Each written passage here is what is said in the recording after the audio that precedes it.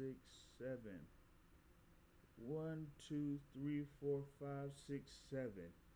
Am I in the building or am I in the building? I'm not sure, but I'm going to, have this thing here. This is basically something that where I'm going through Rumble to do the live. Going through Rumble to do the live. Usually, I go through, YouTube, StreamYard through YouTube, and then sometimes I, will have the thing there on Rumble. But for the past, I would say a few weeks or so, I haven't really done anything on Rumble. So I wanted to see about having this thing on Rumble.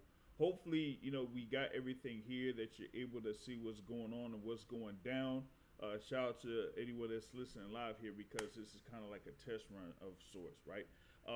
Because I really don't usually have these lives that are on Rumble.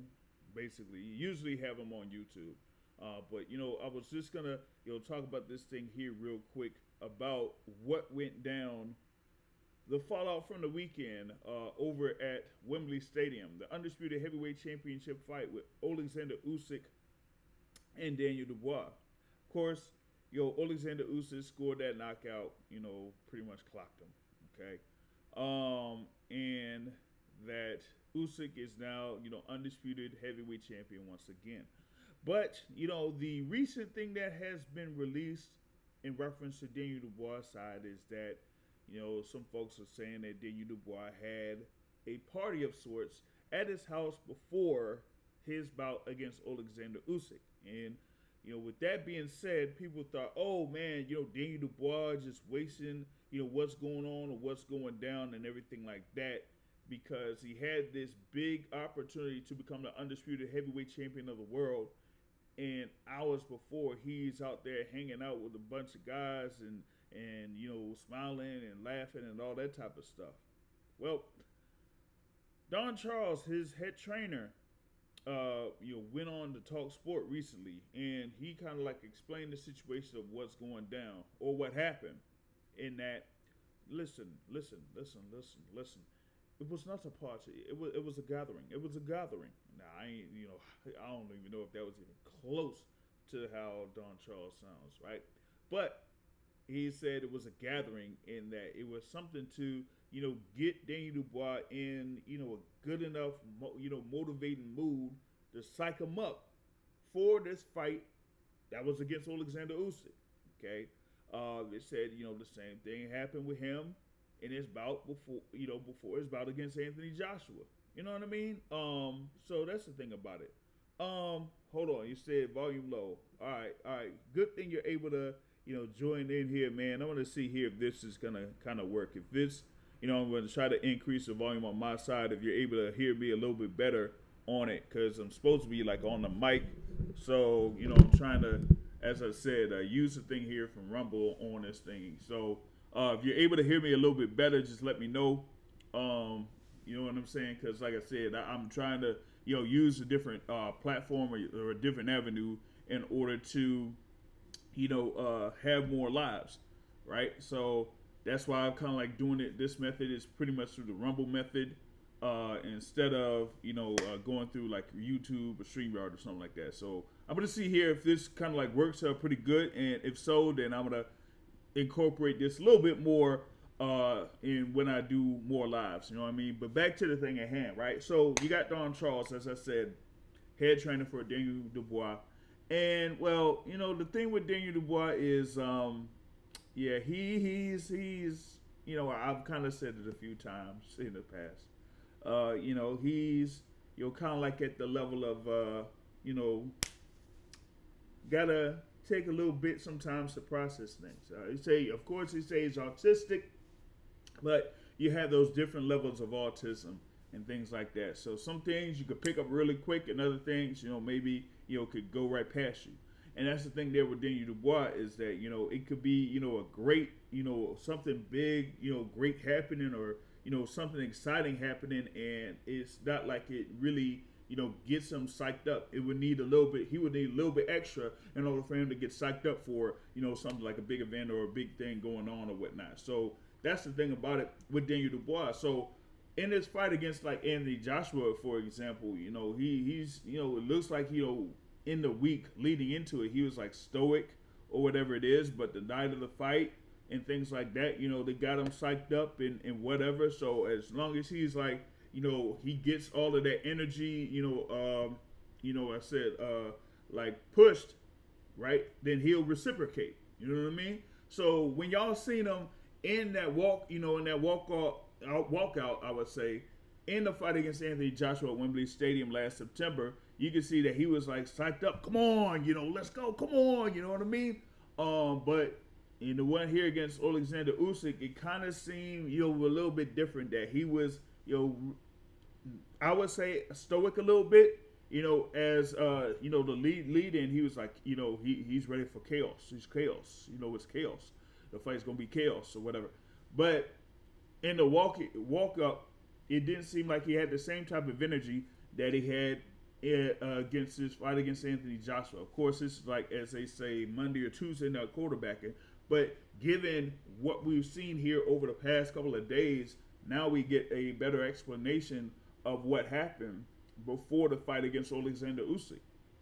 Is that, hey, you know what? He's been trying to get himself psyched up for these things or whatever and all of that. Shout out to Untraceable there here live, man. He says, hey, he didn't even warm up properly. Hey, that was the other thing too about it, is that, he got there at a time where it was I think it was like under 2 hours before he was supposed to walk out. So in comparison, you had Oleksandr Usyk already there, pretty much like laced up and almost like wrapped up or whatever it is, pretty much ready to go. Like he is in there, he's in the venue, he's comfortable and all that type of stuff. Well, on the flip side, you got Daniel Dubois, like I said, still, trying to get in there and walking into the stadium and getting in the stadium and, still, they probably still had to do a couple more things in order to psych him up or whatever it is.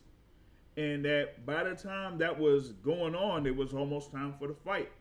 You know what I mean? When you have the, who they had in the fights on the undercard or whatever it was. I mean, I'm being honest with y'all. I didn't know what was happening before. What was that? The Kevin Lorena fight there and Lawrence Okoli. Like before that, I ain't even really much what it was, man. So hey, it is what it is on that. What it said, he was prepared. Yeah, Usyk was prepared. Yeah, while Dubois prepared to fail. Hey, I mean, I guess they, failed to plan, man, plan to fail. But I mean, but the thing was, it was like watching that fight live. You know what I mean? It just looked like, Daniel Dubois was stuck on like first gear, while Oleksandr Usyk was already like on the he wasn't on, like, how you had the park, you had reverse, you had neutral, you had a thing for the drive, and you had like the 2, and you had like the 3. Like Usyk was on 3, and Daniel Dubois was like either on neutral or on park or something. Cause man, Usyk cooked him. Like I said, Usyk cooked him. You know what I mean? So the thing about it was like, okay, you had Don Charles explaining on the TalkSport there. I think it was like, earlier today. You know what I mean? As I say, there's like, about 5, 6 or so hours ahead of us, right? So in the morning over there, he explained the situation and talked about how, it takes a little bit extra to motivate Daniel Dubois in order for him to get psyched up for fights. So, they try to do the same thing here against Oleksandr Usyk, and it just didn't quite work as well, or anyway, it did work as well. I'm sorry, that they did in the fight against Anthony Joshua. You know what I mean? So yeah, but yeah, I mean, good point there, man. I mean, Daniel Dubois does do a lot of things wrong, from a basic standpoint, at least to me, because I mean, you see it in a lot of the fights that he's had. That he's not necessarily like disciplined on defense. He's kind of like straightforward in a lot of occasions when it comes to offense, so he can be easy to counter too. So the thing about it is, it's like you seen like for example, his fight against Philip Hergovich. Y'all seen what happened with him in the first round? He didn't have any type of answer for the right hand landing on him. Like if he didn't have I don't know what it was for that fight, but he would have been like easily knocked down from Philip Hergovich. It was like the same thing that he had in his fight back when he fought Kevin Lorena. Like Kevin Lorena was able to knock him down multiple times. You know what I mean? So it's like he has to be able to, I guess, show up what he's doing there in the gym. But it's like y'all said, there's no defense. He ain't got no defense. It seems at all, man. It's like he's willing to, as the saying goes, you're willing to take a punch in order to land one. But it seems like with Daniel Dubois, he'll take about 2 or 3 punches in order to attempt to land one or something. And it's crazy. You know what I mean? But it ended up being a whole bad situation for him in the fight against Oleksandr Usyk. And, over the course of those 4 rounds before the 5th round, you just seen Usyk cook him. You know what I mean? It was like actually embarrassing. You didn't see any type of setups from Daniel Dubois. You didn't see him really attempt to go to the body that much. You know what I mean? It almost seemed like he was reluctant to go to the body that often. And with that being said, it's almost like you're already psychologically out of sorts against a fighter that's an elite fighter in Oleksandr Usyk. You know what I mean? So with that being said, you can't have that type of mentality in a bout of that caliber. You know what I mean? And in his sense, it just didn't necessarily work out for him all too well. But now that they have these this video that's been released, and a lot of those pundits out there in the UK have been reacting to it. Don Charles had to go ahead and say, hey, look, this is the situation. This is what was going on. This is what was going down. It was not like he was, out like saying, hey, yeah, that's right, that's what's up, drinking or having a party or whatever it is and saying like, oh, yeah, we're doing this, we're drinking, No, it's like, yay, Daniel. That's pretty much like what it was as far as like Don Charles is saying, because if you don't necessarily do that for Daniel Dubois, then he could be like, really down of sorts. It really wouldn't matter what the situation is. He would be down, So with that being said, if that's what they had to do for Daniel Dubois in order to get him psyched up for fights, hey, it is what it is. You know what I mean? But in this particular case, it didn't quite work for him. It ended up very, very, very bad for him. And hey, we ended up losing. The other thing there that, I kind of like saw from that conversation that Donald Charles had there was the whole thing about the Dubois, I guess, mentality in the ring. You know what I mean? Damn. I didn't even see that. What? His sister called him a disgrace. God. Nah, I didn't even see that. What? But man, I mean, if I see that though, you know what? That might be something, because some of y'all might know about the whole little thing with, Daniel Dubois, Caroline Dubois, and their father, right? You know what I mean? And that, there's like a whole little story about, the father, like, doing, keeping the kids in the house, ain't going to school or nothing like that. And then you got Caroline Dubois that's kind of like, they ain't really do that with the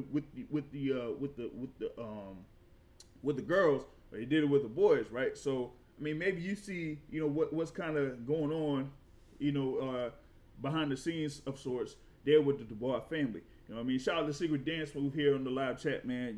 Yeah, of course. Yeah, you said you were day one Daniel Dubois fan, man. He be dirty about his family. I mean, when I seen that little segment there from the Guardian in reference to what the Dubois father does, I'm like, dog, that ain't good. Cause like you got Daniel Dubois there that's like around what, 25, 26, and you can see that he ain't, fully looking like he's 25 and 26 in comparison to maybe like Caroline Dubois. You see how Caroline Dubois carries herself. You know what I mean? Yeah.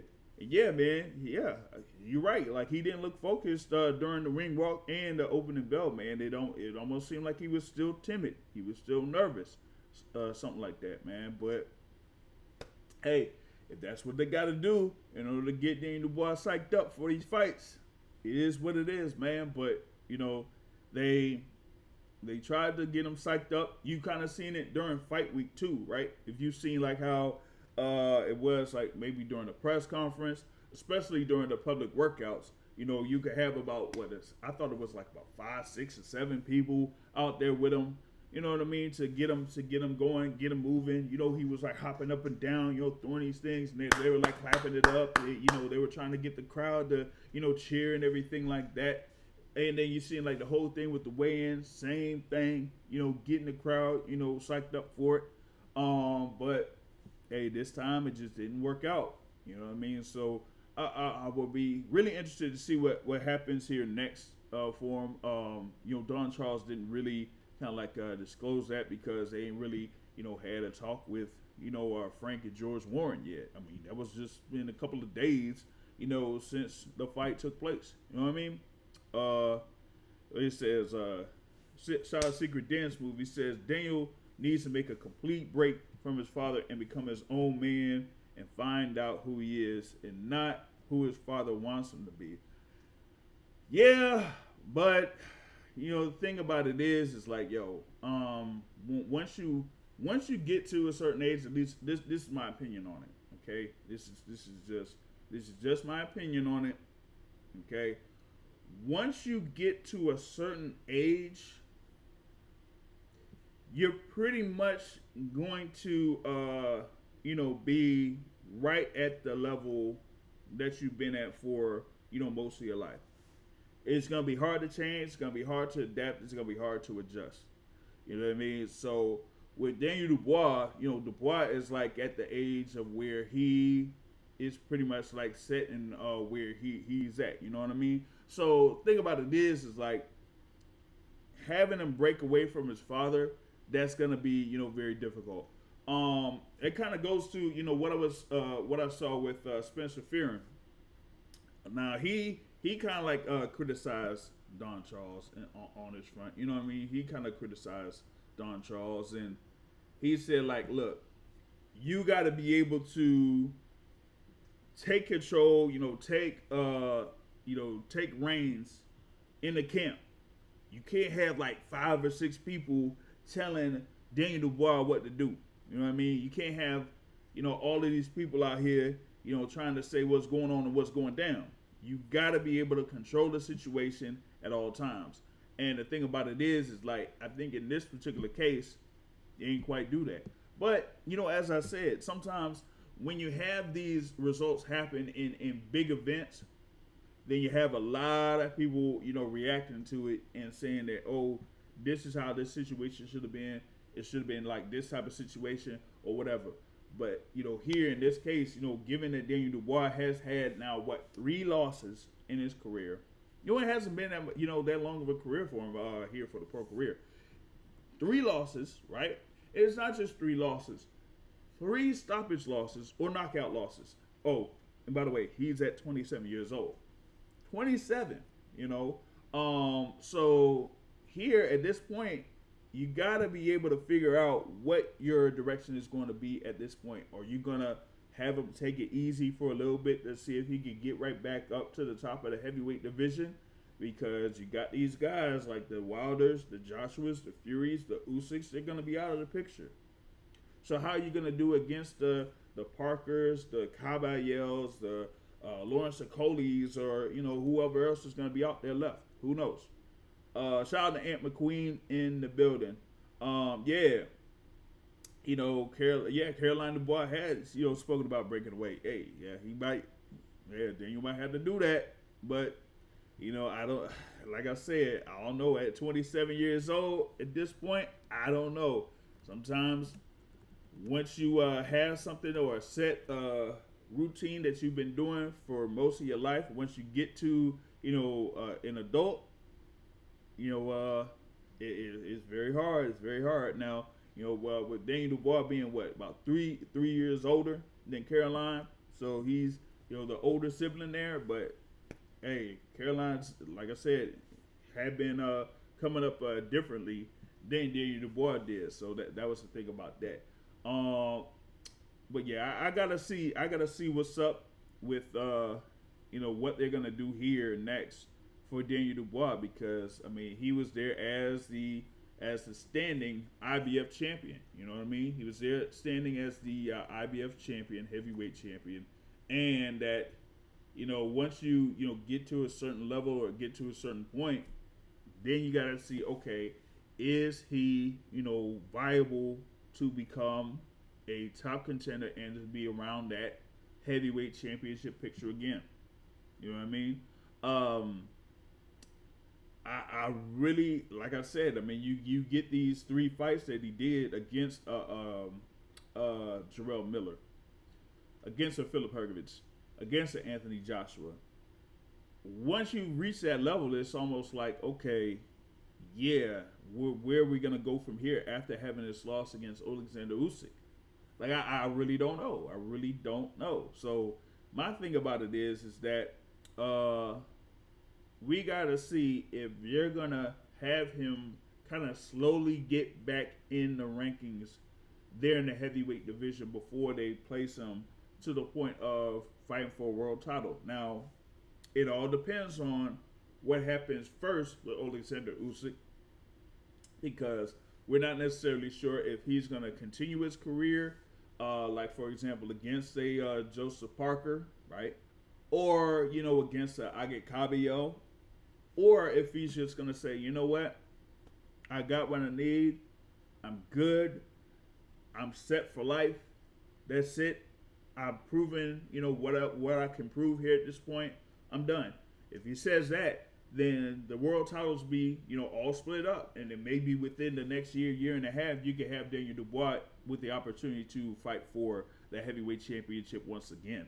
But he got to be able to have a couple of fights to get himself back with that confidence, back with the level of having himself be more complete fighter, so that when he does have those fights to that level, then he could really compete there once again. But now, like I said, he has a record of 22-3, and that's like all but one of his fights, all but one, no matter if it's a win or a loss, all but one fight have ended in a knockout. So at least with Daniel Dubois, you're gonna get, as he said, you're gonna get chaos one way or another, either in a win or in a loss, you're gonna get chaos. At least he's right about that. You know what I mean? So that's the thing on that front. But that is mostly be reacting to what went down there on that front between Daniel Dubois and this whole situation before his bout against Oleksandr Usyk going to Wembley Stadium, because as it is, like, Wembley Stadium is like one of the biggest venues there in the world for boxing. You know what I mean? Outside of maybe like Cowboy Stadium or something like that, or I don't know if they had something like at Michigan Stadium here in the States or something. You know what I mean? So that's kind of like the situation there over in Wembley. Over 90,000 is the capacity out there. So you can kind of understand how how big it is there over in the United Kingdom.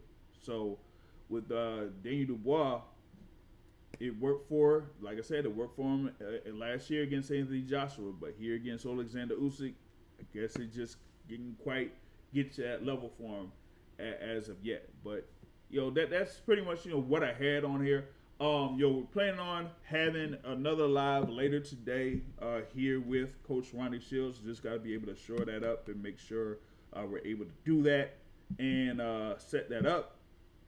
That is scheduled for 8 p.m. Eastern time here. Then we're going to have a midweek report tomorrow, 7:30 p.m. Eastern time. We may have a couple of live interviews, one on Thursday, one on Friday, okay? And then Saturday, we have the action on Saturday. We have the overtime boxing on Friday as well on the zone. So y'all be sure to keep tabs on that for the OTX 15 that's going to be in Atlanta, Georgia. There, and if you haven't done so already, just check out the interviews there with Elijah Pierce and Maximus Garland. Both of those fighters will be involved on OTX 15 on this on Friday night, and then Saturday, we got action that's over in New York City. We got action that's over in Detroit as well with the Salida Promotions event with Clarissa Shields versus Lanny Daniels. And we got like some local action here with Jeter Promotions. So, we have, Emmanuel Aline versus Damon Nicholson there that's headlining. And then you're also going to have like Michael Fox. Michael Fox is going to be there in action as well, of course, coming off of that controversial decision that he had there against Sergey Boachuk. So he's going to be going up against Kendo Castaneda. In that fight card, you're also going to have Ahmad Muhammad Jones featured in there, Brandon Chambers, Ezri Turner, a number of other fighters there. So that's what's happening in the DMV area. So that's pretty much, what I had here so far, man. And, like I said, we're going to try to be back here later this evening here with Real Boxing with Coach Ronnie Shields. So I'm just about to, see if I can get that set up. And if we do have that going down, then I'll let y'all know. Here, and we'll be able to have a good conversation there with Coach Ronnie Shields and with Brother Joseph Heron of War Week Boxing. So we're going to see how we're going to set that up. All right. So with that being said, that's what I got. Hit the like button if you support content. If you haven't done